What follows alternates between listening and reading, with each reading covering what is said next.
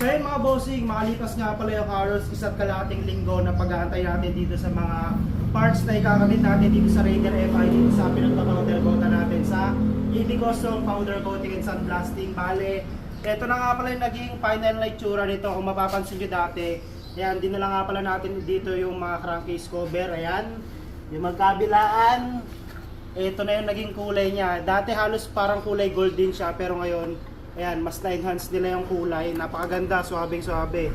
Tapos bukod dyan, ito yung top cover. Ayan yung head cover niya. Tapos itong batalya natin.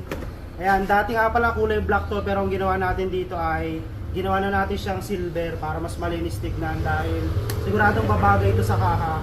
Tapos doon nga pala sa pinapamay natin na Yamaha Mio-1, ayan, yung grabber niya nga pala papalitan din natin para tumerno dun sa kulay. Ayan, kaya pinagawa na rin pala natin itong kulay red.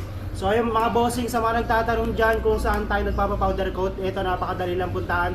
Pwede nyo i-search sa Google Map or sa Waze, ED Custom Powder Coating and Sandblasting. Dito lang sa Parañaque. Ayan, dito na mismo sa shop nila yung diretso mo. Tapos may mga display din dito sila sa likuran ko. Ayan, kung mapapansin nyo, napakaraming display na mags dito.